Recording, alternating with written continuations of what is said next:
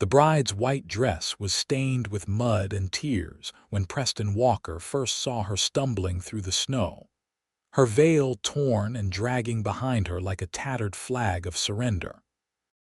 He had been riding fence line on the northern edge of his ranch in Montana Territory when the blizzard hit without warning in late October of 1884.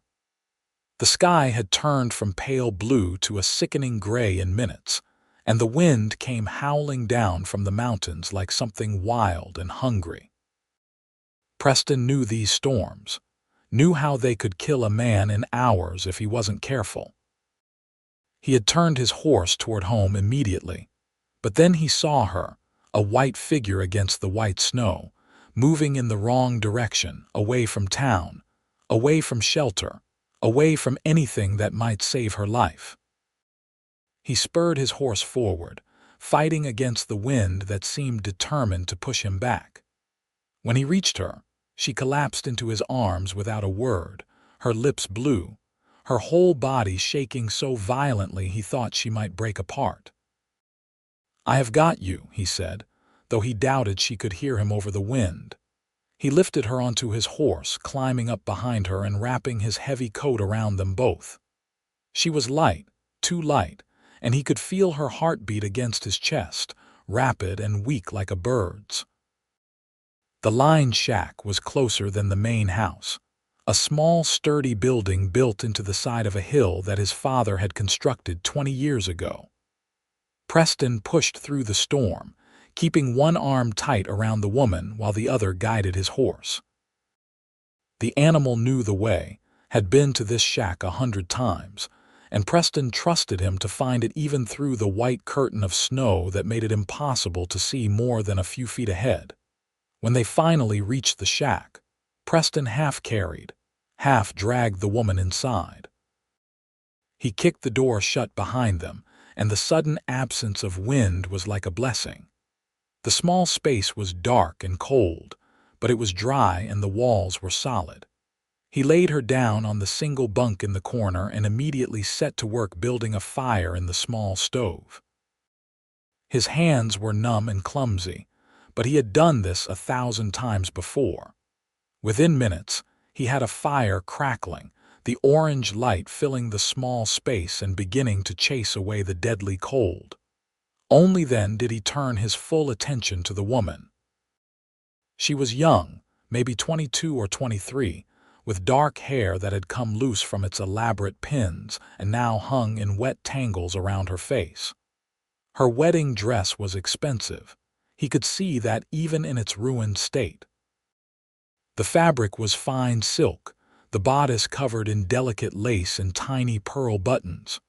She wore white gloves that were torn at the fingertips, and on her left hand, a gold wedding band caught the firelight. Preston felt his stomach tighten. A married woman, then. He looked toward the door, half expecting an angry husband to come bursting through it, but there was nothing but the howl of the wind and the hiss of snow against the wooden walls. "Madam," he said, kneeling beside the bunk. "Can you hear me?" Her eyes fluttered open.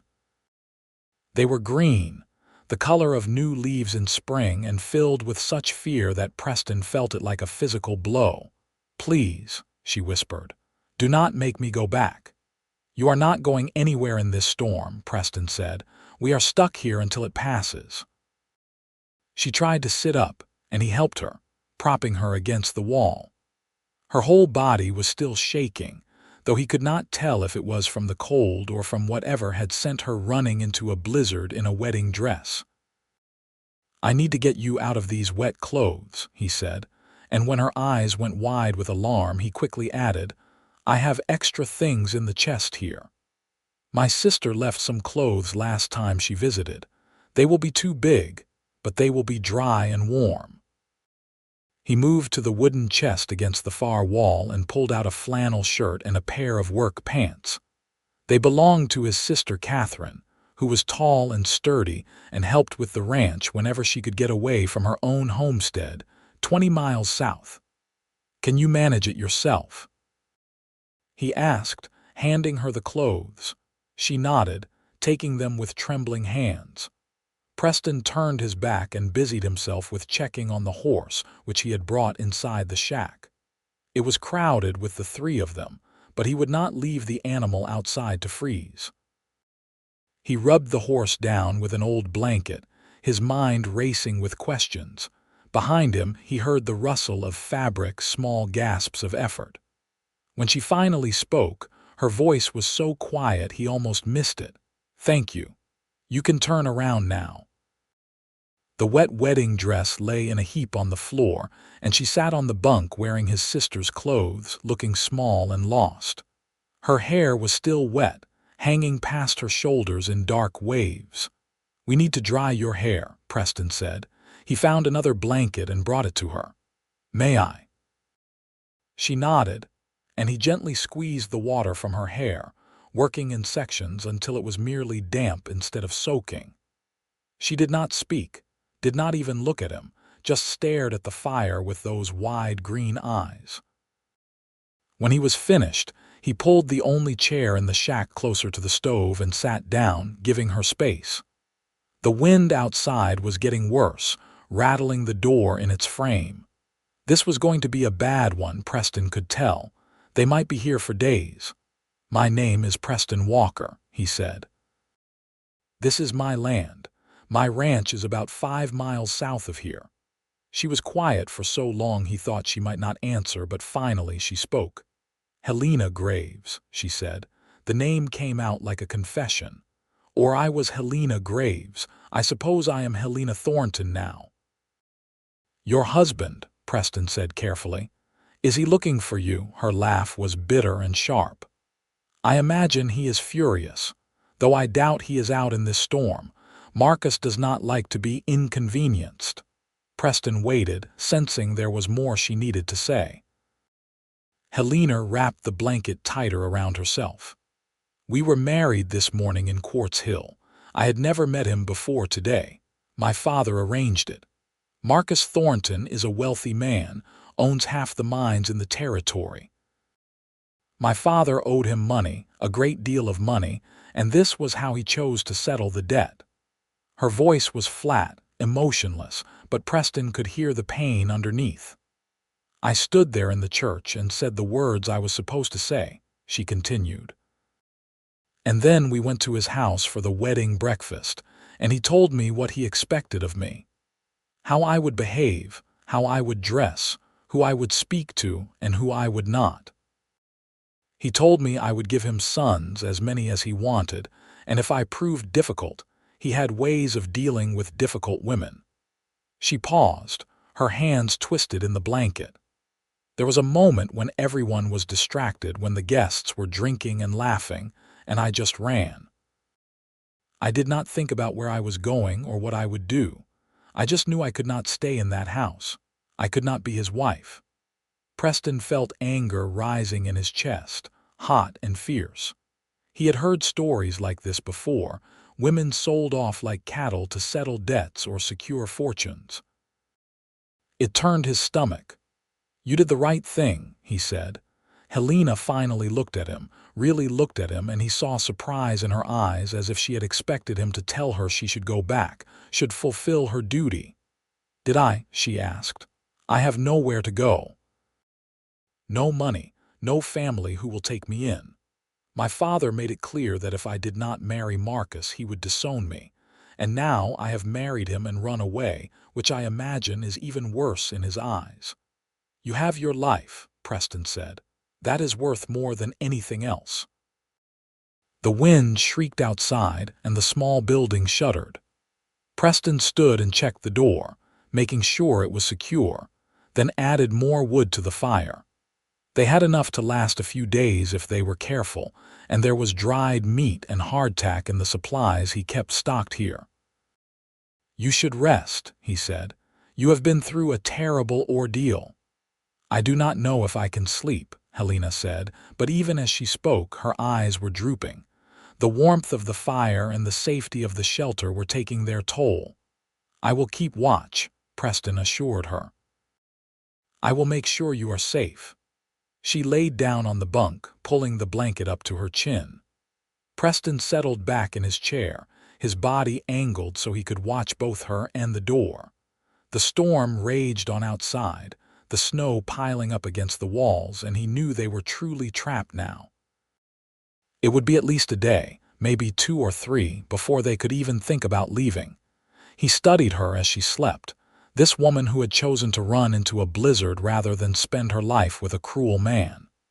She was beautiful, he could not deny that, with her delicate features and dark hair.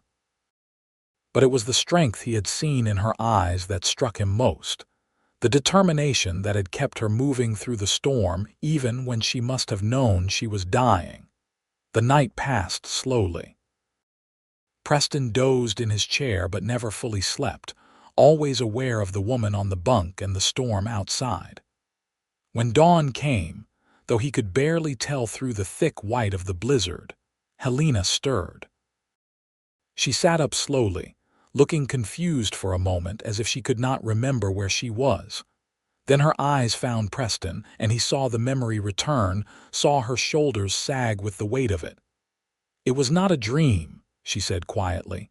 "No, madam," Preston replied. "But you are alive and you are safe. That is something." He prepared a simple breakfast of hardtack softened in water and dried beef. It was not much, but Helena ate it gratefully, her hands wrapped around the tin cup of hot water as if it were precious. "How long will the storm last?" she asked. Preston looked toward the door, listening to the wind. "Hard to say. Could be another day, could be 3. These late-season storms can be unpredictable." Helena nodded, processing this information. "And then what, when the storm ends?" "Then we get you somewhere safe," Preston said. "My sister has a homestead not too far from here. She would take you in, help you figure out what to do next."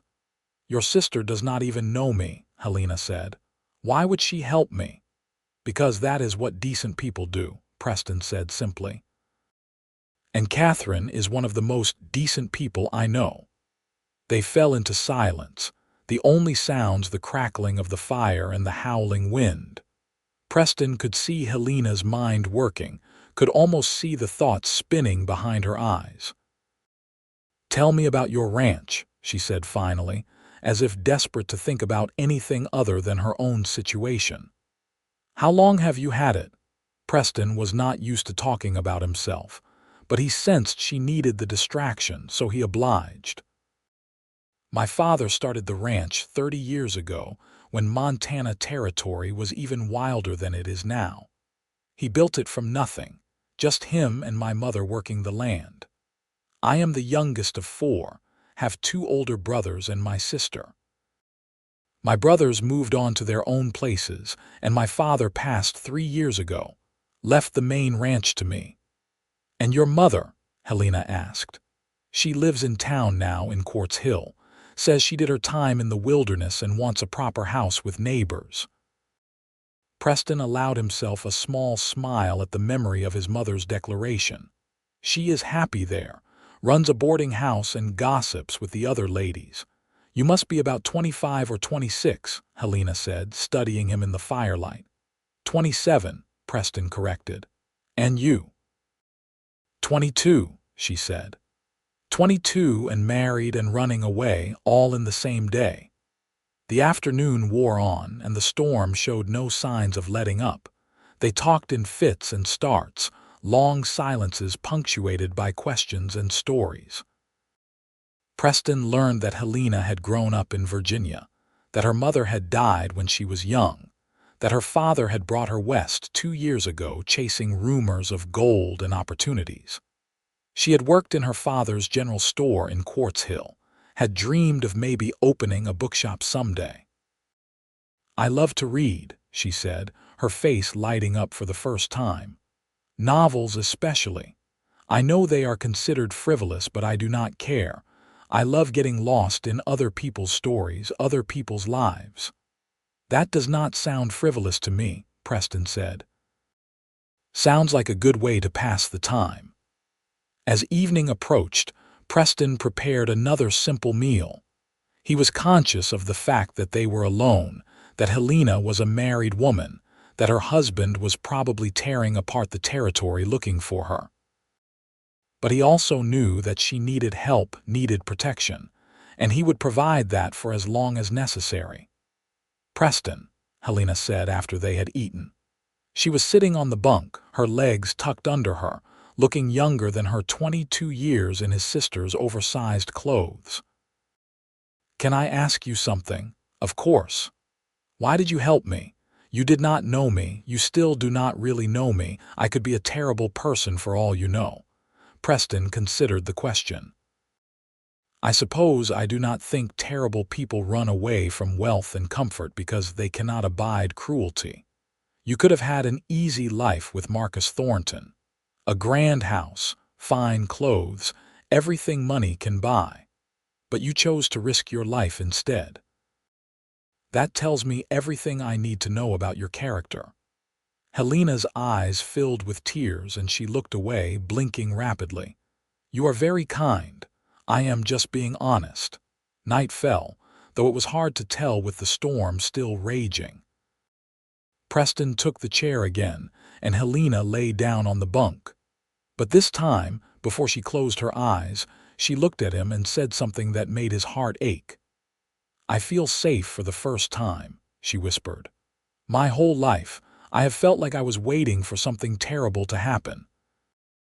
With my father, I never knew when he would be kind or cruel. It depended on whether he had been drinking, whether his business was doing well, whether I had done something to displease him. And then today, with Marcus, I knew the terrible thing had finally arrived. But here with you, I feel safe." Preston did not know what to say to that, so he simply nodded, his throat tight with emotion. Helena closed her eyes, and soon her breathing evened out into sleep. The second day of the storm was harder than the first. They were both getting restless, trapped in the small space with nothing to do but talk and tend the fire. The horse was restless too, shifting and stamping in the corner where Preston had made a space for him. "Tell me more about your family," Helena said in the afternoon.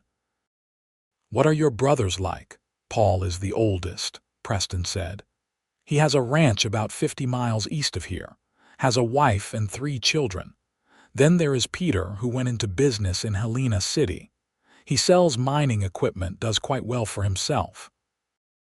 And then Catherine, who married a homesteader named John Murphy.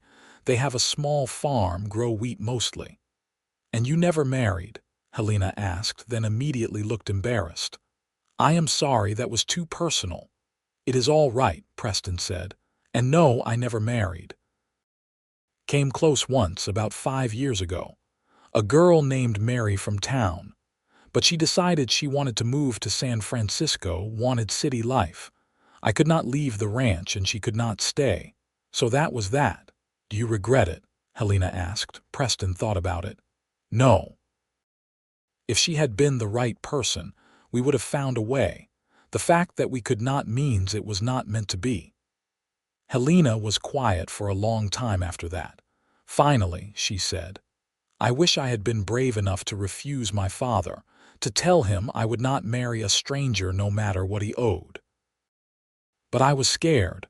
I had nowhere to go, no way to support myself. It seemed like I had no choice." "You made your choice," Preston said. "Maybe not in the church, but when you ran, that took more courage than anything else could have." The third day brought a change. The wind died down, and though snow still fell, it was gentle now, steady instead of violent. By afternoon, the storm had passed completely, leaving behind a world transformed into white silence. Preston opened the door and looked out at the drifts that came up to his knees. The sky was clearing, pale blue showing through the clouds. They could leave now, but it would be hard going through the deep snow. "We should wait until morning," he said. "Let the sun work on the snow a bit and we can start at first light." Helena nodded. She had been quiet all day, and Preston could see the worry building in her eyes. Soon she would have to face the consequences of her actions, and they both knew it. That evening, as they shared their last meal of dried beef and hardtack, Helena finally voiced what she had been thinking. "What will Marcus do when he finds me?" she asked. "I will not let him hurt you," Preston said immediately. "You cannot fight him," Helena said. "He has men, hired guns. He is powerful." "So we make sure he does not find you right away," Preston said. "We get you to Catherine's place, and from there we figure out the next step. Maybe you go further west to Oregon or California. Start fresh where no one knows you." "Running for the rest of my life," Helena said quietly. "Or standing and fighting," Preston said. "But that is your choice to make. I will help you either way." Helena looked at him across the small space, the firelight dancing on her face. "Why? Why would you do all this for me?"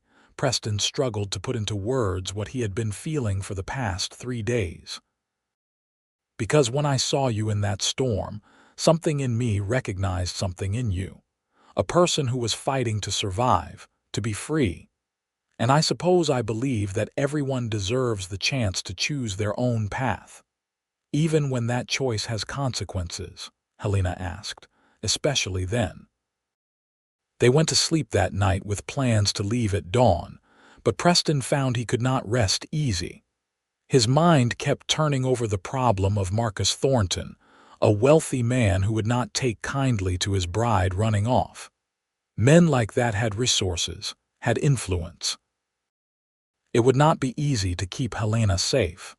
But as he watched her sleep, her face peaceful in the firelight, he knew he would do whatever it took.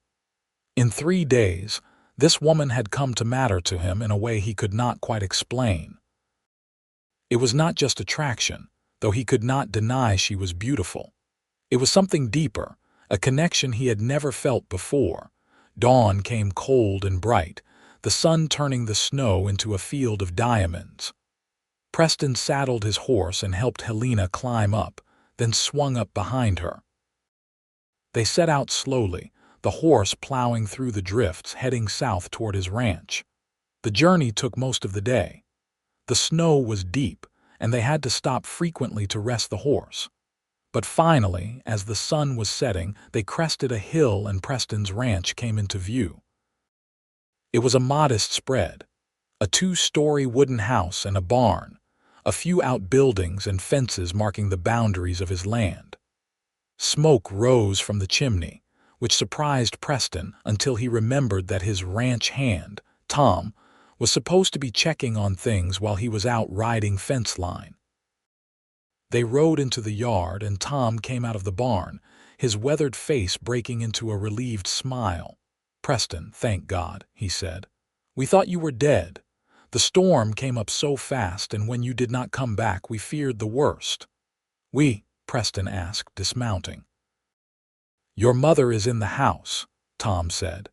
"She came out from town when she heard about the storm, insisted on waiting here until you came home."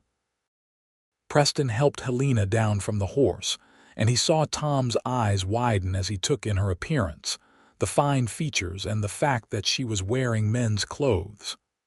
"Tom, this is Helena," Preston said, not offering any other explanation. "She needs our help. Can you take care of the horse?" "Of course," Tom said, though his eyes were full of questions. Preston led Helena to the house, aware that he was about to have a very difficult conversation with his mother. Margaret Walker was a force of nature, strong-willed and opinionated, and she would have plenty to say about him showing up with a strange woman. They entered the warm kitchen, and his mother turned from the stove, her face transforming from worry to relief, and then to confusion as she saw Helena. "Preston," she said, "what on earth?" "Mother, this is Helena Graves," Preston said. "I found her in the storm. She needed help." Margaret's sharp eyes took in every detail, from Helena's borrowed clothes to the way she stood close to Preston, seeking protection. His mother had always been able to read people, and Preston could see her piecing together the story. "Come sit down, child," Margaret said to Helena, her voice softening. "You look exhausted. Preston, put the kettle on." Helena sank into a chair at the kitchen table and Preston busied himself making tea. He could feel his mother watching him, waiting for the full explanation. "I was riding fence line when the storm hit," he said as he worked. "Found Helena out in it. We took shelter in the North Line shack until the storm passed." "Alone?" Margaret asked, her eyebrow raised. "For 3 days." "Yes, madam," Preston said. Margaret turned her attention to Helena. "And where did you come from, dear? What were you doing out in a storm like that?" Helena's hands twisted in her lap. "I was running away from my husband." The word hung in the air like a stone. Margaret's expression did not change, but Preston saw her straighten slightly, preparing herself for whatever came next. "Tell me," she said simply. So Helena told her story again, about the arranged marriage, about Marcus Thornton, about running into the storm. Margaret listened without interrupting, and when Helena was finished, she reached across the table and took the younger woman's hand. "You poor thing," she said. "And you were right to run. No woman should be forced into a marriage against her will." "But I am married," Helena said. "In the eyes of the law and the church, I do not know what to do now." Margaret looked at Preston, and he saw something in her eyes that he recognized. His mother was a problem solver, always had been. She would not let this young woman suffer if she could help it. "First you rest," Margaret said. "You have been through a terrible ordeal. Then we figure out the next step. Preston, go draw a bath for Helena. She needs a proper wash and some real clothes." Preston did as he was told, hauling water and heating it on the stove, filling the tin tub in the small room off the kitchen that served as a washroom. When it was ready, Margaret shooed him out and helped Helena undress and climb in. Preston went to the barn where Tom was brushing down the horse. "Is she in trouble?" Tom asked quietly. "Yes," Preston said. "Bad trouble. Her husband is Marcus Thornton." Tom whistled low. "The mine owner, that man is ruthless. I heard he killed a competitor last year, paid someone to make it look like an accident." "I do not doubt it," Preston said. "Which is why we need to keep Helena safe. Tom, I need you to not mention to anyone that she is here." "Can you do that?" "Of course," Tom said. "But Preston, if Thornton is looking for her, he will find her eventually. He has too many resources." "I know," Preston said, "but we buy her time. Let her rest, recover, then we figure out a more permanent solution." When Preston returned to the house, Helena was dressed in one of his mother's dresses, her hair clean and brushed, hanging in damp waves down her back. She looked better, healthier, but there was still fear in her eyes. "Come," Margaret said. "I have made up the guest room for you. You need proper sleep in a proper bed." Helena followed Margaret upstairs, and Preston heard the murmur of their voices, his mother's comforting tone.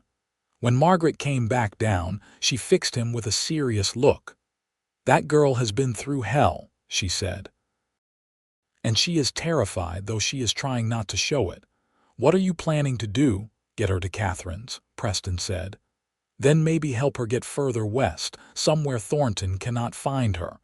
"And then what?" Margaret asked. "She just lives in hiding for the rest of her life." "I do not know, Mother," Preston said, frustrated. "I do not have all the answers, I just know I have to help her." Margaret studied him for a long moment. "You care about her. I can see it in the way you look at her." "I barely know her," Preston protested. "Sometimes that does not matter," Margaret said. "Sometimes you just know. I knew with your father within a day of meeting him. 50 years we had together, and I never regretted a moment." Preston did not know what to say to that, so he said nothing. But his mother's words stayed with him as he went about his evening chores, as he checked the cattle and made sure the barn was secure. He did care about Helena, he realized. In 3 days, she had worked her way into his heart in a way no one else ever had. The next morning, Preston woke to find his mother already in the kitchen with Helena, the two of them making breakfast and talking quietly. Helena looked better after a full night's sleep, some of the color back in her cheeks. "Good morning," she said when she saw him, and her smile was genuine. "Morning," he replied, suddenly feeling awkward in his own kitchen. They ate together, the three of them, and it felt strangely domestic, like a family. Preston tried not to think about how much he liked it. After breakfast, Margaret announced that she needed to return to town, to her boarding house, before people started asking questions about where she had been. "But I will be back in a few days," she said, pulling on her coat. "And Helena, you are welcome to stay here as long as you need. This is a safe place." After his mother left, Preston and Helena were alone in the house. Tom was out working and the silence felt heavy. "I should help with something," Helena said. "I cannot just sit idle. What needs doing?" Preston thought about it. "Can you cook?" "Yes," Helena said. "My father's housekeeper taught me. She said every woman should know how to feed herself, no matter her station." "Then you can help me with meals," Preston said. "And if you want, you can start organizing the house. I am afraid I am not much of a housekeeper." Helena smiled, and it transformed her face. "I would like that. It would be good to be useful." They fell into a rhythm over the next few days. Helena took over the cooking and cleaned the house from top to bottom, and Preston was amazed at the transformation. The place had never looked so good, not even when his mother had lived there.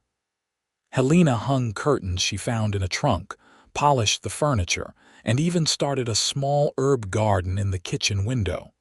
In the evenings, they would sit by the fire and talk. Preston learned more about her life in Virginia, about her mother who had loved music, about her dreams of having a bookshop. Helena learned about the ranch, about Preston's life as a cowboy, about the satisfaction of working the land. "It is strange," Helena said one evening about a week after they had arrived at the ranch. "I have been here such a short time, but I feel more at home than I did in my father's house." "Is that terrible?" "No," Preston said. "I think home is where you feel safe and valued.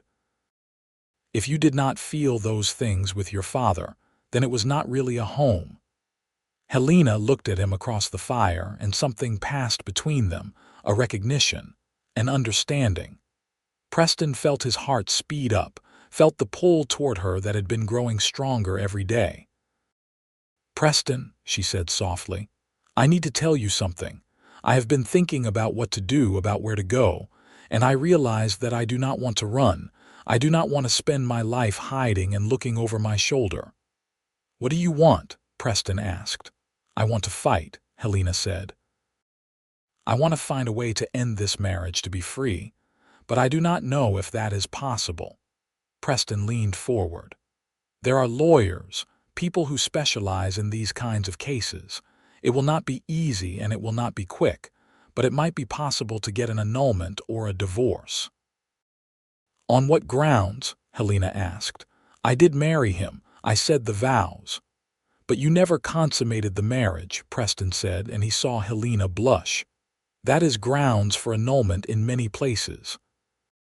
And the fact that it was a forced marriage, a business transaction to settle a debt, that could help too." Hope flickered in Helena's eyes. "Do you really think it is possible?"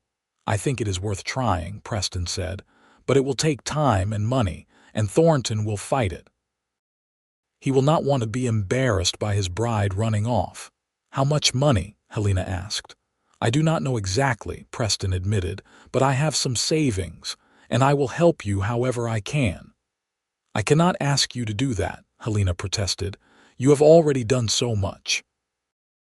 "You are not asking," Preston said. "I am offering."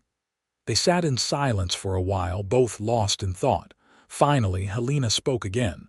"Why are you doing all this? Please be honest with me." Preston took a breath, knowing he had to tell her the truth, even if it complicated everything. "Because I care about you," he said. "I know it is fast. I know we barely know each other. But these past days with you have meant something to me. You mean something to me. And I want you to be free and happy, even if that means you leave here and I never see you again." Helena's eyes filled with tears. "Preston, I care about you too, but I am married to another man. I do not know what the right thing to do is." "The right thing is to be true to yourself," Preston said. "To fight for the life you want, and whatever happens, I will be here to support you." Helena crossed the space between them and took his hand. Her touch was warm and sent a jolt through him. "Thank you," she whispered, "for everything." They stayed like that for a long moment, hands clasped, the fire crackling beside them. Preston knew he was falling in love with her, knew it was complicated and messy and potentially disastrous. But he could not help it. Helena had crashed into his life like the blizzard that brought her, and like the storm, she had changed everything. The next morning, Preston rode into Quartz Hill to make discreet inquiries about lawyers. He was careful, asking around without mentioning Helena's name, saying he had a friend who needed help with a complicated marital situation. He was directed to a man named Albert Green, who had an office above the general store. Albert Green was a small man with wire-rimmed spectacles and an intelligent face. He listened as Preston explained the situation, using vague terms and not mentioning names. "It is a difficult case," Green said when Preston finished, "but not impossible. If the marriage was truly coerced and never consummated, there are grounds for annulment. However, if the husband is wealthy and influential, he will fight it. It could take months, even years." "And the cost?" Preston asked. Green named a figure that made Preston wince, but it was not impossible. Between his savings and what he could borrow, he could manage it. "I would need to meet with the woman," Green said. "Hear her story directly, and we would need proof of the coercion, witnesses if possible." "I will arrange it," Preston said. "But it needs to be discreet. The husband cannot know she is pursuing this." Green nodded. "I understand. Come back when you have her ready and we will start the process." Preston left the office feeling both hopeful and anxious. This could work, but it would be a long battle. He stopped at the general store to pick up supplies and heard two women gossiping near the counter. "They say Marcus Thornton is beside himself," one woman said in a loud whisper. "His bride ran off on their wedding day. Can you imagine the scandal?" "I heard he is offering a reward," the other woman replied. $500 to anyone who can tell him where she is." Preston's blood ran cold. $500 was a fortune to most people in Quartz Hill. Someone would talk eventually, would see Helena and make the connection. He hurried back to the ranch, his mind racing. When he arrived, he found Helena in the kitchen, kneading bread dough, flour dusting her hands and arms. She looked so domestic, so peaceful, that it hurt his heart to have to disturb her with bad news. "What is wrong?" she asked immediately, seeing his face. "What happened?" Preston told her about the reward, about the gossip. He watched the color drain from her face. "He will find me," she said quietly. "Someone will recognize me eventually. This dress, it is your mother's, but someone who knows me will see through it." "We need to be smarter," Preston said. "We need to change your appearance, make you less recognizable, and we need to move faster with the annulment. I found a lawyer who will help, but he needs to meet with you." Helena wiped her hands on her apron, leaving white streaks. "What do you suggest for changing my appearance?" "Cut your hair," Preston said. "Dress like a ranch hand. If anyone asks, you are my cousin from back east, here to help with the ranch work." Helena reached up and touched her long dark hair. Preston could see the hesitation in her eyes, but also the determination. "All right," she said. "Cut it." Preston found scissors in the kitchen drawer, and Helena sat in a chair by the window where the light was good. He stood behind her, hesitant to begin. "Are you sure about this?" he asked. "I am sure," Helena said. "It is just hair. It will grow back." Preston gathered her hair in one hand and began to cut. Long dark locks fell to the floor, and with each cut, Helena's transformation progressed. When he was finished, Her hair just brushed her shoulders, shorter than was fashionable but still feminine. "How does it look?" Helena asked. "Good," Preston said honestly. "Different. People who knew you with long hair will have a harder time recognizing you." Helena stood and looked at herself in the small mirror hanging by the door. Preston saw a flicker of something in her expression. Maybe grief for the woman she had been, or maybe relief at becoming someone new. Over the next few days, they prepared for the meeting with the lawyer. Preston gave Helena some of his old clothes, pants and shirts that were too small for him now, and she learned to move in them, to walk and sit like a ranch hand. She was a quick study, and soon it was hard to see the fine lady she had been. They also worked on her story, practicing what she would say to the lawyer, making sure every detail was clear and consistent. Helena proved to have an excellent memory, and Preston was continually impressed by her intelligence and strength. "You are tougher than you think," he told her one evening as they practiced. "I am learning to be," Helena replied. "You are teaching me." The meeting with Albert Green was scheduled for a Tuesday afternoon. They rode into town together, Helena dressed in her ranch hand clothes, her short hair tucked under a hat. Preston introduced her as Helena Graves, leaving off her married name, and Green showed them into his office. For the next 2 hours, the lawyer questioned Helena about everything, from her childhood to the arranged marriage to her escape in the storm. He took notes in a neat hand, occasionally asking her to clarify a detail or provide more information. When they were finished, Green sat back and studied his notes. "I think we have a case," he said finally. "The coercion is clear and the lack of consummation is the key point. However, I must warn you that Marcus Thornton will not give up easily. He will hire lawyers, will try to discredit you, will make your life difficult. Are you prepared for that?" "I am prepared to fight for my freedom," Helena said, her voice steady. "Whatever it takes." "Good," Green said. "Then we begin. I will file the paperwork this week."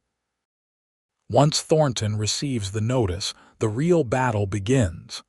They left the office and Preston could feel the tension radiating from Helena. She held herself stiffly, her hands clenched at her sides. "I need to walk," she said when they reached the street. "Just for a minute." They walked through town, staying to the less crowded streets. Preston kept his eyes open, watching for anyone who might recognize Helena, but most people barely glanced at them, seeing only a rancher and his hired hand.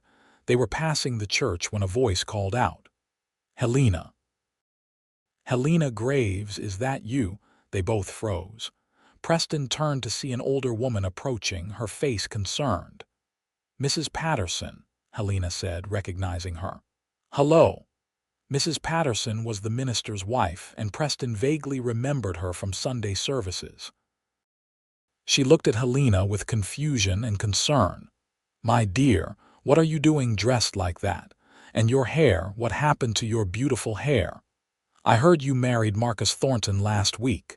Where is your husband?" Helena's face went pale and Preston stepped forward. "Mrs. Patterson, I am Preston Walker. Helena is staying at my ranch for a time." The older woman's eyes widened and Preston could see her mind working, jumping to all the wrong conclusions. "Helena," she said slowly, "if you are having difficulties with your husband, the church can help. Running off is not the solution." "You do not understand," Helena said, her voice shaking. "The marriage was forced. I never wanted it. My father sold me to settle a debt." Mrs. Patterson looked shocked. "That cannot be true. Your father is a respected businessman." "It is true," Helena said. "Every word. And I will not go back to Marcus Thornton. I will not spend my life as his property." "But you are married," Mrs. Patterson said, her voice taking on a judgmental tone. "In the eyes of God and the law, your duty is to your husband now." Preston felt anger rising in him. "Her duty is to herself. No woman should be forced into a marriage she does not want." Mrs. Patterson drew herself up. The young people today have no sense of duty or honor. Helena, you are making a terrible mistake. And Mr. Walker, you are helping her compound that mistake. I am very disappointed in both of you. She turned and walked away, her back stiff with disapproval. Helena looked stricken. She will tell everyone, she said quietly. By tomorrow, the whole town will know I am at your ranch. Marcus will come for me. Then we go to Catherine's, Preston said immediately. We leave tonight. You will be safer there. They hurried back to the horses and rode hard for the ranch. Tom met them in the yard and Preston quickly explained the situation. Pack supplies for a week, he told Tom. We are taking Helena to my sister's place. If anyone comes asking about her, you have not seen her. You know nothing. Understood, Tom said. While Tom prepared supplies, Preston and Helena packed her few belongings. They worked quickly, silently, both aware that time was running out. Within an hour, they were ready to leave. The ride to Catherine's homestead took 4 hours, and they pushed the horses as hard as they dared. The sun was setting when they finally saw the small farmhouse in the distance, smoke rising from the chimney. Catherine came out when she heard the horses, wiping her hands on her apron. She was a tall woman with Preston's same dark hair and strong features. When she saw Helena, her eyebrows rose in question. Catherine, this is Helena Graves, Preston said, dismounting. She needs help. Can we come in? Catherine studied them both for a long moment, then nodded. Of course. Come inside. Catherine's husband John was at the table, and their 2 young children, a boy and a girl, were playing by the fire. Catherine sent the children to their room and then sat down to hear the full story. Preston told it all, from finding Helena in the storm to the meeting with the lawyer to the encounter with Mrs. Patterson. Catherine listened without interrupting, and when Preston finished, she turned to Helena. You are welcome to stay here, she said simply, for as long as you need. Thank you, Helena said, her voice thick with emotion. I do not know how I will ever repay all the kindness you and your family have shown me. You do not need to repay it, Catherine said. We help because it is the right thing to do. John spoke up for the first time. But we should be prepared for trouble. If this Thornton fellow is as bad as you say, he will not stop looking for her. I know, Preston said, which is why I am going to stay for a few days, make sure everything is secure. And then I will go back to my ranch and try to draw attention away from here. They spent the evening making plans and preparing. Catherine showed Helena where she would sleep, a small room at the back of the house that had been used for storage. It was not much, but it was warm and safe. That night, Preston sat outside under the stars, his mind too restless for sleep. He heard the door open and turned to see Helena approaching. She sat down beside him on the porch steps. I am sorry for bringing all this trouble to your family, she said. You did not bring it, Preston said. Marcus Thornton brought it when he thought he could buy a woman like she was livestock. They sat in silence for a while, watching the stars wheel overhead. Finally, Helena spoke. Preston, when this is all over, if we manage to get the annulment, what will you do? What do you mean? Preston asked. Will you go back to your ranch and your life and forget all about this? Helena asked, her voice small. Preston turned to look at her, seeing her profile in the starlight. I could never forget you, Helena. These past weeks, getting to know you, have been the most important of my life. Helena turned to him, her green eyes searching his face. I feel the same way, but I am still legally married. I cannot offer you anything, cannot promise anything. I am not asking for promises, Preston said. I am just telling you the truth. Whatever happens, you are in my heart now. That will not change. Helena reached out and took his hand, lacing her fingers through his. They sat like that for a long time, holding hands under the stars, not speaking, just being together. The next few weeks passed in a strange limbo. Preston divided his time between his ranch and Catherine's homestead, always watchful for any sign of Thornton's men. Helena helped Catherine with the farm work and the children, and slowly the fear in her eyes began to fade, replaced by something like peace. The lawyer sent word that the annulment papers had been filed and that Thornton had been served. The response, when it came, was swift and vicious. Thornton hired 3 of the most expensive lawyers in Montana Territory and filed countersuits, claiming that Helena was mentally unstable and that he had every right to have his wife returned to him. "It is going to get ugly," Albert Green warned when Preston met with him. "Thornton is trying to paint Helena as a hysterical woman who does not know her own mind. He is claiming that you kidnapped her and are holding her against her will." "That is ridiculous," Preston said. "She came to me for help." "I know," Green said, "but we will need to prove it. We will need witnesses, people who saw the wedding who can testify to the coercion, and we will need Helena to testify herself, to stand up in court and tell her story." When Preston told Helena about this, he saw fear flash in her eyes, but also determination. "I will do it," she said. "I will tell everyone what he is, what my father is. I'm not afraid anymore." Winter settled in over Montana Territory, and the days grew short and cold. Helena had been living with Catherine for 2 months, and the rhythm of farm life had become familiar to her. She helped with the cooking and cleaning, played with the children, and in the evenings, she would sit by the fire and read from the small collection of books Catherine owned. Preston visited every week, sometimes staying for days at a time, helping John with repairs and winter preparations. He and Helena were careful to maintain propriety, never alone together for long, always mindful of the scandal that could arise. But the feelings between them continued to grow, deepening into something that neither could deny. One evening in early December, as snow fell softly outside and the children slept, the 4 adults sat around the kitchen table discussing the legal case. "The hearing is scheduled for February," Preston said. "Green thinks that is the earliest he can get it on the docket." In the meantime, Thornton is spreading rumors all over the territory.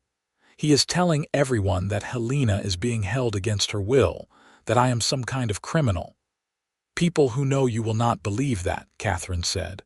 "But most people do not know me," Preston pointed out. "They only know that Thornton is rich and powerful. They will believe what he says."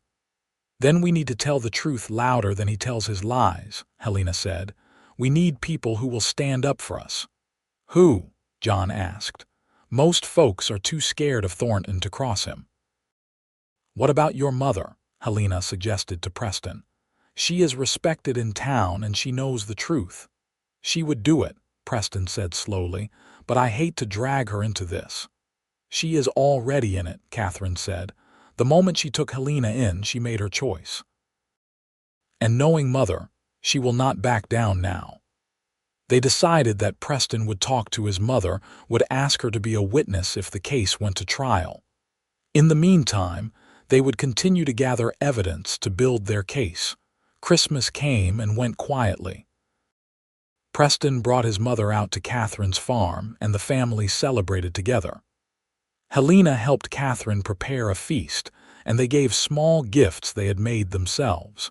It was simple but joyful, and Helena felt something she had not felt in years, like she belonged.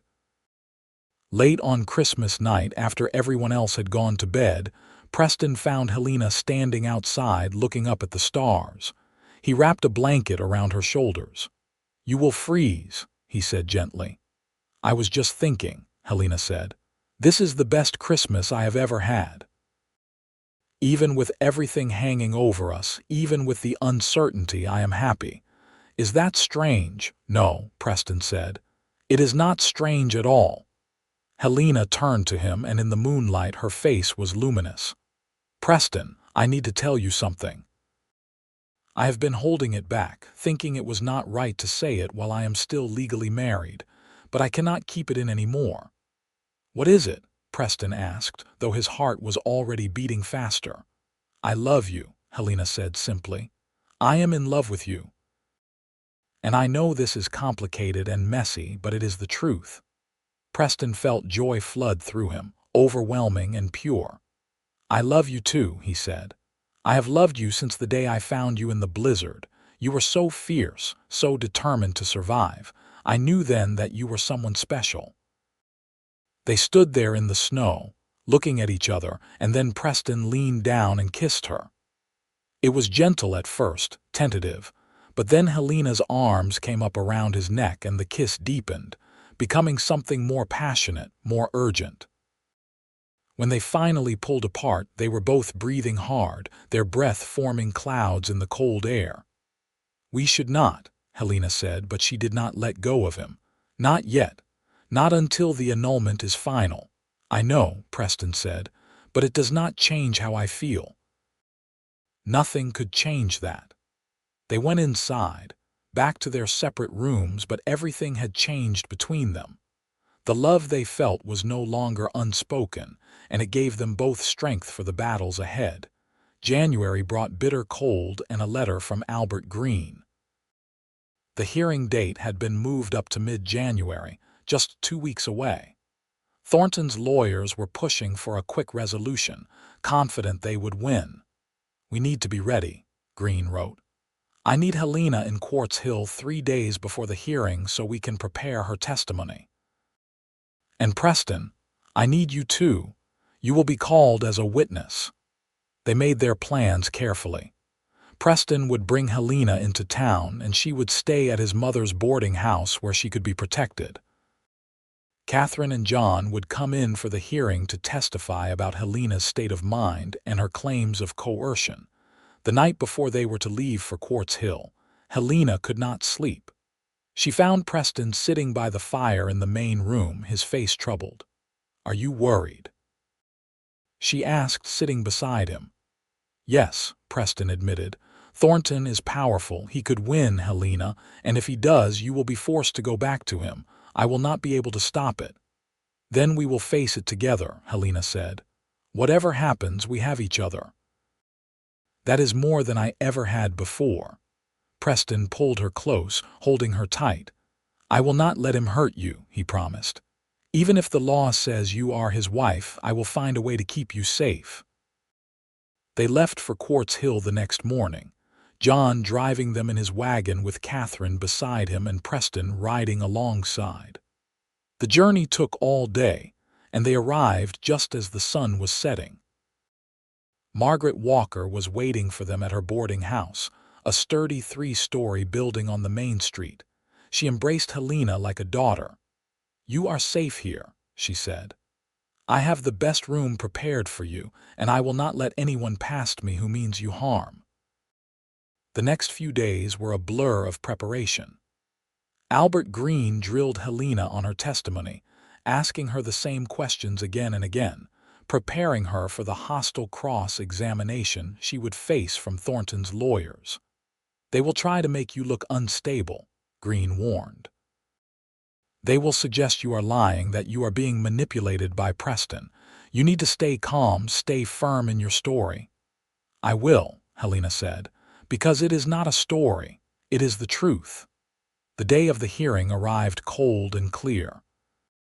The courthouse was packed with curious townspeople who wanted to see the scandal play out. Preston saw Marcus Thornton for the first time, sitting at the front of the courtroom with his lawyers. He was a large man, probably in his mid-40s, with graying hair and cold eyes. When his gaze fell on Helena, Preston saw possessiveness and anger there, and he had to restrain himself from crossing the room and confronting the man. The judge was a stern-looking older man named Walter Harrison. He called the court to order and asked the lawyers to present their cases. Thornton's lawyer went first, a slick man named Richards who spoke in smooth, practiced tones. He painted a picture of a devoted husband whose bride had been led astray by a cowboy with improper intentions. "Marcus Thornton is a respectable businessman," Richards said. "He entered into marriage with Helena Graves in good faith, before witnesses, in a church. The marriage was legal and proper. Mrs. Thornton then abandoned her husband on their wedding day and has been living in sin with Preston Walker for the past 3 months. My client simply wants his lawful wife returned to him." Preston felt fury rising in him at the lies, but Green had warned him to stay calm. His turn would come.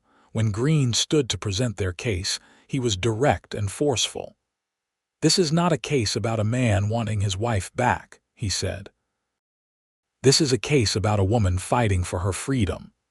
Helena Graves was sold by her father to Marcus Thornton to settle a debt. She never consented to this marriage in any meaningful way. She was coerced, threatened, and forced to stand at that altar. And when she realized what her life with Thornton would be, she made the brave choice to escape. She ran into a blizzard rather than submit to a life of forced servitude. Preston Walker saved her life, nothing more. He has been a friend and protector, and he has done nothing improper." Then the testimony began. Helena was called first, and Preston watched her walk to the witness stand with her head held high. She looked beautiful in a simple blue dress that Margaret had given her, her short hair pinned back from her face. Green asked her to tell her story, and she did, speaking clearly and calmly, explaining about her father's debts, about the arranged marriage, about Thornton's threats on their wedding day. She described running into the blizzard, being found by Preston, the days in the line shack. "Why did you run?" Green asked. "Because Marcus Thornton made it clear that he viewed me as property he had purchased," Helena said. "He told me I would do as he commanded, that I would give him sons, that if I proved difficult he would discipline me. I realized in that moment that I would rather die free than live as his slave." Richards cross-examined her aggressively, trying to poke holes in her story, suggesting she was exaggerating or lying. "Is it not true that you simply got cold feet?" he asked. "That you panicked like a silly girl and ran off without thinking?" "No," Helena said firmly. "I knew exactly what I was doing. I was saving my own life. And yet you claim to have spent 3 days alone in a cabin with Mr. Walker, a man you had just met, and nothing improper happened." "That is correct," Helena said. "Preston Walker treated me with complete respect. He saved my life and asked for nothing in return." "How very convenient," Richards said with a sneer. "Objection," Green said. "Counsel is making statements, not asking questions." "Sustained," Judge Harrison said. "Mr. Richards, stick to questions." The testimony continued for hours. Margaret Walker was called and testified about finding Helena at the ranch, about her clear distress and fear. Catherine and John testified about Helena living with them, about how she had helped with the farm and been kind to their children, showing no signs of being unstable or manipulated. Finally, Preston was called. He told his story simply and honestly, about finding Helena in the storm, about sheltering her, about helping her find a lawyer. Under cross-examination, Richards tried to suggest that Preston had ulterior motives, that he had kidnapped Helena with the intention of keeping her for himself. "I helped her because she needed help," Preston said, "because no woman should be forced into a marriage against her will. If that makes me a criminal in your eyes, so be it." The final witness was Helena's father, David Graves. He was a thin, nervous-looking man, and when he took the stand, he would not look at his daughter. "Mr. Graves," Green asked, "did you arrange your daughter's marriage to Marcus Thornton?" "I did," Graves admitted. "It was a good match. Thornton is wealthy." "Did you ask your daughter if she wanted to marry him?" "She knew her duty," Graves said. "A daughter obeys her father." "Did you owe Marcus Thornton money?" Graves hesitated. I had some business debts, yes. And the marriage was part of the settlement of those debts, was it not? Thornton was generous enough to forgive what I owed him in exchange for Helena's hand, Graves said. It was a fair arrangement. An arrangement that treated your daughter like property to be traded, Green said. Objection, Richards called. Withdrawn, Green said. No further questions. After all the testimony was heard, Judge Harrison said he would take the matter under advisement and deliver his ruling in 1 week. The courtroom emptied, and Preston immediately went to Helena, who looked exhausted. You did well, he told her. You were strong and clear. It was horrible, Helena said quietly. Having to sit there and tell everyone about the worst day of my life while my father and Marcus watched. It is over now, Preston said. All we can do is wait. They went back to Margaret's boarding house, and the family gathered in the kitchen. Everyone was tense, worried about the outcome. The judge seemed fair, Catherine said. He asked good questions. But he is also a product of his time, John pointed out. Many men believe that a woman's duty is to obey her father and then her husband, no matter what. He might rule in Thornton's favor just based on that principle. Then we will appeal, Preston said. We will keep fighting. And if we lose all the appeals, Helena asked quietly. What then? No one had an answer for that. The week that followed was one of the longest of Preston's life. He tried to keep busy, helping Tom with ranch work, but his mind was always on the upcoming ruling. Helena stayed at the boarding house, helping Margaret with the guests, trying to keep her mind occupied. They saw each other every evening, sharing quiet dinners with Margaret, talking about everything except the hearing. It was as if they had made an unspoken agreement not to acknowledge the sword hanging over their heads. On the 6th night, as they sat together in Margaret's parlor after dinner, Helena turned to Preston and said, If the judge rules against me, if he says I have to go back to Marcus, I want you to know that these past months have been the happiest of my life. You gave me something I never had before, the knowledge that I am worth fighting for. Do not talk like it is over, Preston said.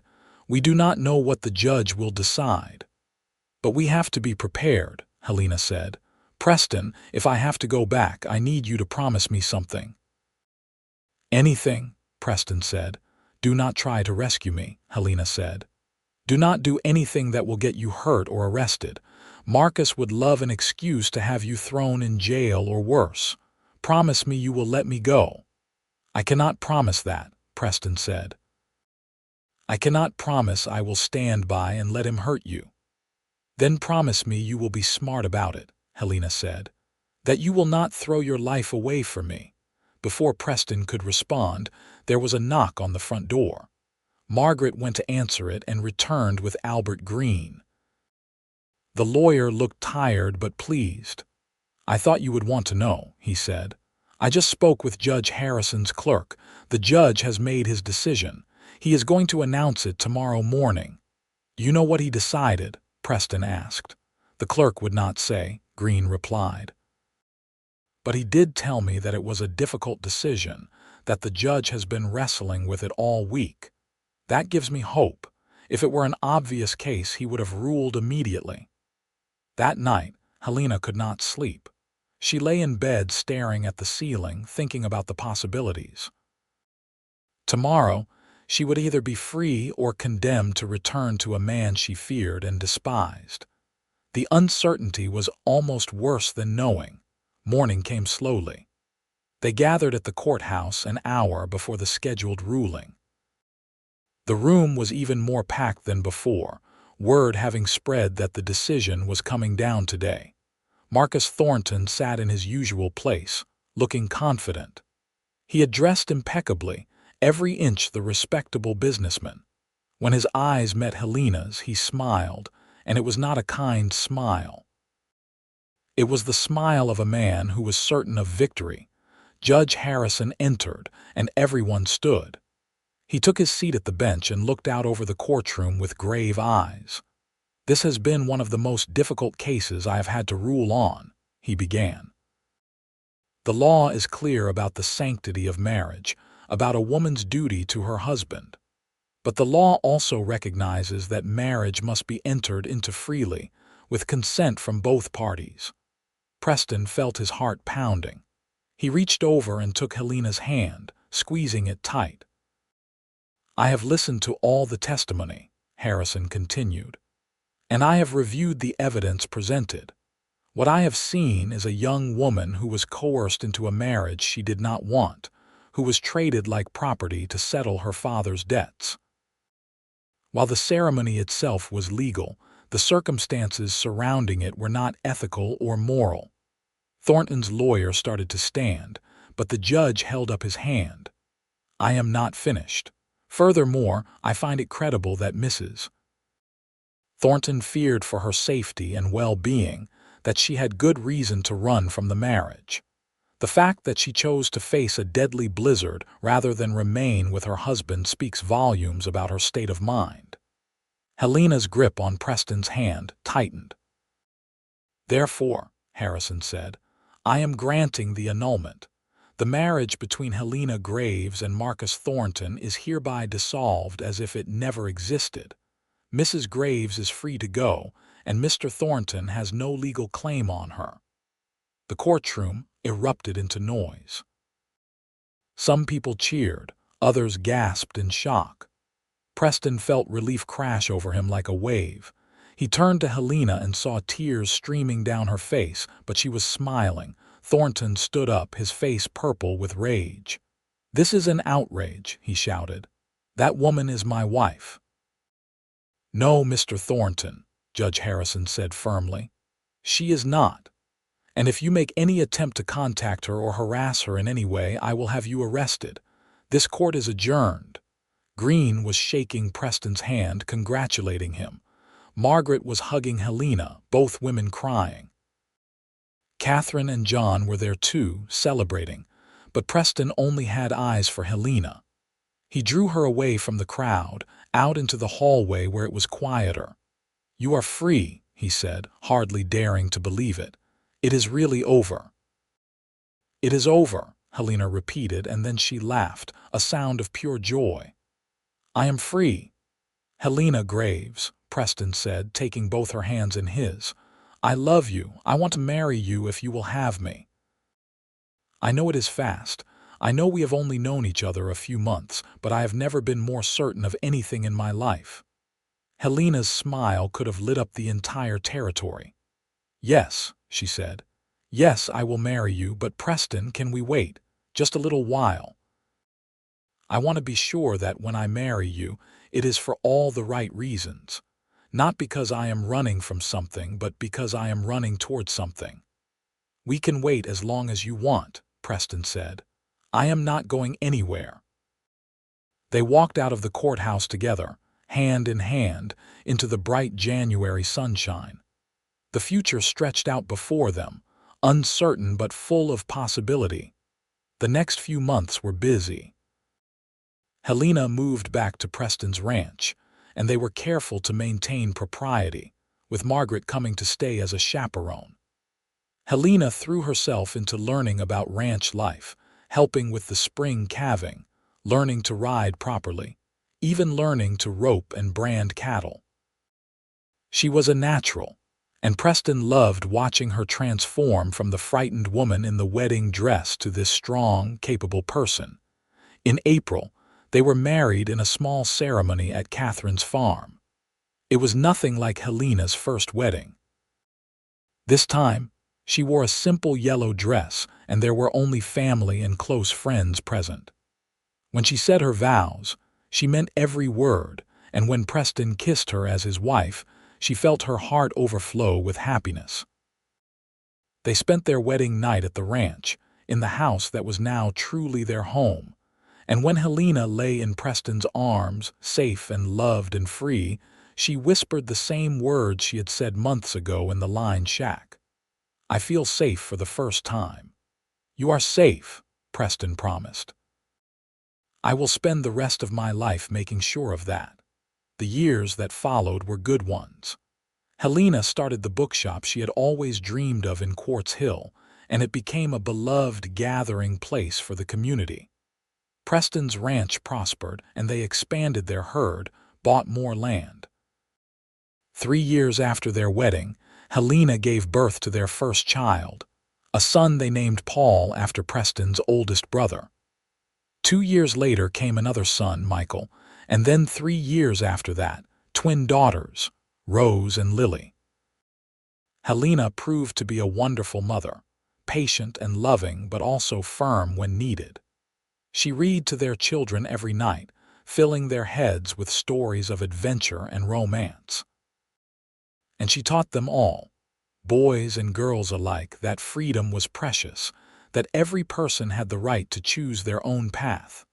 Margaret lived to be 92, running her boarding house almost until the end. She loved to tell the story of how Preston and Helena met, of the blizzard that brought them together. It was fate, she would say. The storm was meant to bring them to each other. Catherine and John remained close friends and family. Their children grew up alongside Preston and Helena's, running wild on the farms and ranches, learning the values of hard work and family loyalty. David Graves, Helena's father, eventually reached out to try to reconcile. Helena met with him once, listened to his apologies, but she could never fully forgive him for what he had tried to do. She kept him at a distance, allowing only occasional visits with his grandchildren, and only when Preston was present. Marcus Thornton left Montana Territory a year after the annulment, his reputation ruined by the scandal. He went to California and was never heard from again. Helena sometimes wondered what became of him, but found she did not really care. He was part of a past she had left behind. As the children grew and the years passed, Preston and Helena never lost the connection they had forged in that storm. On cold winter nights, they would sit by the fire together, holding hands, remembering the day they met. "You ever regret it?" Preston asked once, many years later. "Running into the blizzard, you could have died." "I would do it again in a heartbeat," Helena said, "because that blizzard brought me to you. It gave me the life I was meant to have." When they were old, sitting on the porch of their ranch house watching their grandchildren play in the yard, Helena would lean her head on Preston's shoulder and think about all the twists and turns that had brought them together. A forced marriage, a desperate escape, a cowboy who saw a woman in distress and did not hesitate to help. "I love you," she would say, the words as true at 70 as they had been at 22. "I love you too," Preston would reply, his arm around her shoulders. "Forever." The ranch passed to their oldest son Paul when Preston and Helena grew too old to manage it themselves. But they never left, living out their final years in the house they had built together, surrounded by family and love. Preston died first, peacefully in his sleep at 84. Helena held his hand as he passed, whispering all the words of love she had stored up over their 60 years together. She followed him 6 months later, her body finally giving out though her spirit had never weakened. They were buried side by side on a hill overlooking the ranch, their headstones simple but bearing an inscription that told their whole story. "Here lie Preston Walker and Helena Graves Walker. He saved her from the storm. She saved him from loneliness. Together they built a life of love and freedom." Their children and grandchildren and great-grandchildren gathered for the funeral, sharing stories of the remarkable couple who had built such a strong family. And as the sun set over the Montana mountains, painting the sky in shades of orange and gold, everyone agreed that if love stories were measured in happiness and years and children raised right, then Preston and Helena's was one for the ages. The ranch remained in the family for generations, each new Walker adding their own chapter to the story. But the foundation remained the same, the values of courage, kindness, and the belief that every person deserved to choose their own path. And on cold winter nights, when the wind howled down from the mountains and snow fell thick and fast, the family would gather around the fire and tell the story of how it all began. How a cowboy found a bride in a blizzard and chose to save her. How that single choice rippled out through time, creating a legacy of love and freedom that would endure long after they were gone. The bookshop Helena had opened thrived too, passed down through the family, always run by women who loved stories and believed in the power of words to change lives. Above the door hung a sign that Helena had carved herself. Every story has the power to save someone, even your own. Decades after Helena's death, a young woman came into the shop looking for books on Western history. She was a writer, she said, researching stories of the Old West.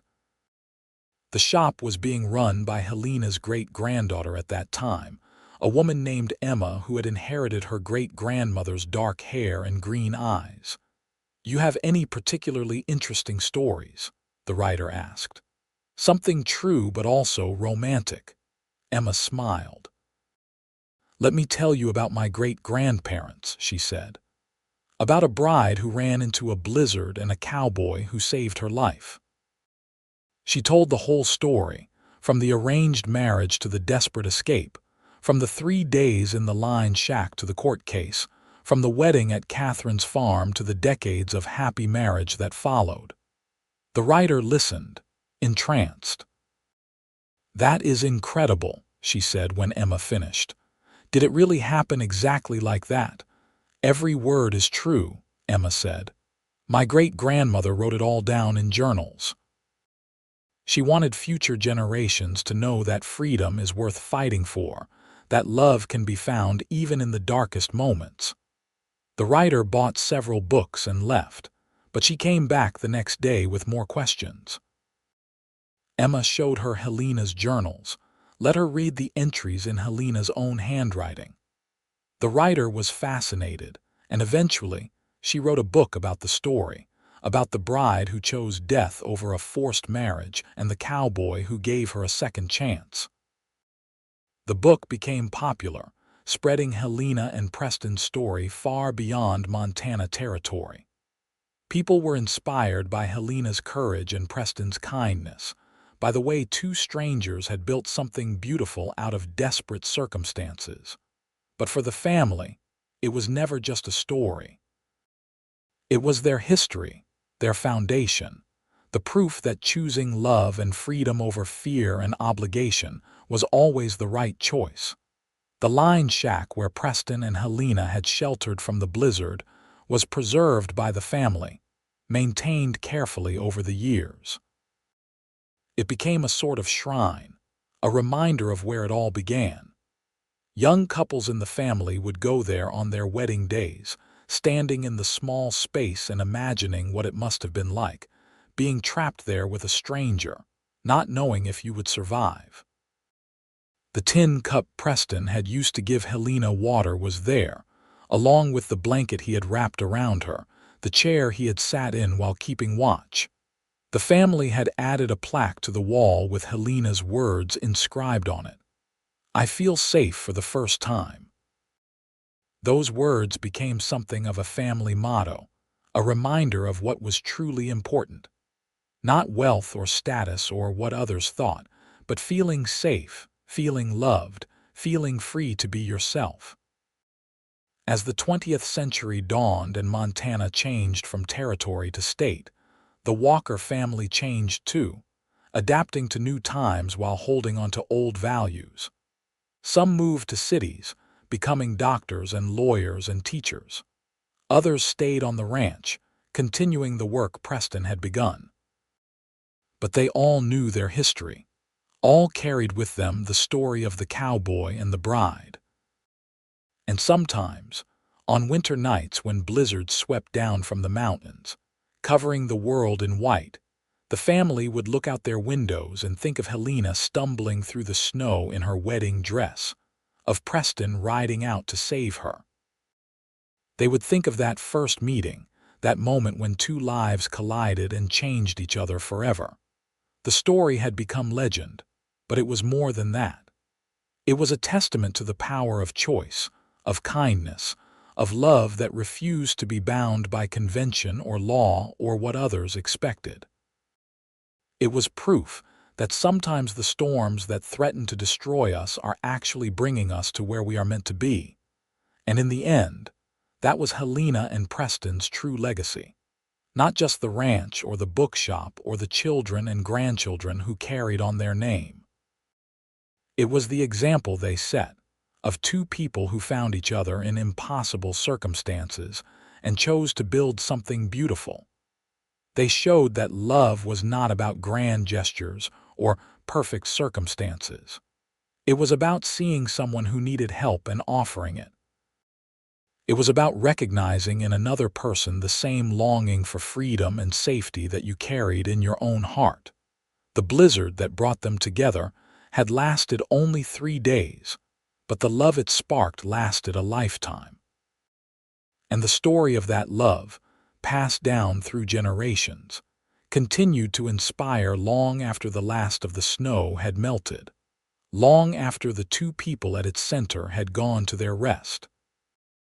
In the hills of Montana, where the wind still howls and the snow still falls thick and fast each winter, the Walker Ranch still stands. The house has been expanded and modernized, but the bones are the same ones Preston built with his own hands. The land has been divided among descendants, but it is still worked, still loved, still home to people who value freedom and family above all else. And on a shelf in the main house, carefully preserved behind glass, sits a tattered piece of white silk, stained with mud and snow. It is a piece of Helena's wedding dress, the dress she was wearing when Preston found her. The family keeps it as a reminder that sometimes the things that seem like endings are actually beginnings, that sometimes you have to run toward uncertainty to find your true path. Next to it sits Preston's heavy coat, the one he wrapped around both of them as they rode through the storm to the line shack. These artifacts are not museum pieces, not relics of a dead past. They are living history, proof that courage and kindness can change the course of a life, can echo through time, can inspire people who will never even meet you. Helena and Preston's story was not perfect. There were hard times, lean years when the ranch struggled, moments when they disagreed and argued and had to work to find their way back to each other. But through it all, they never forgot those 3 days in the storm, never forgot the foundation of trust and respect they had built when they were still strangers. That foundation held them through everything, through the deaths of parents and the challenges of raising children, through droughts and hard winters, and all the trials that come with building a life in a harsh land. And it held their descendants too, giving them an example to live up to, a story to inspire them when times got tough.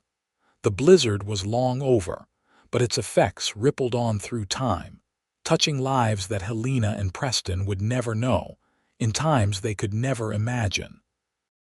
And that, perhaps, was the greatest testament to their love.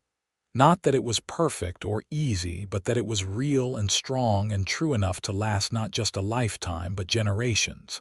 In the end, Helena had been right to run into that storm.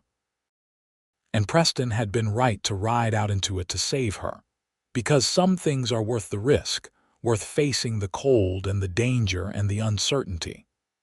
Some things, like freedom and love, and the chance to build a life on your own terms, are worth everything. And as the years turned into decades, and the decades turned into a century and beyond, the story remained. Of a bride who would not be owned and a cowboy who respected that, who helped her claim her freedom and then had the honor of sharing her life. It was a love story for the ages, born in the wild heart of the Old West, as fierce and enduring as the land itself.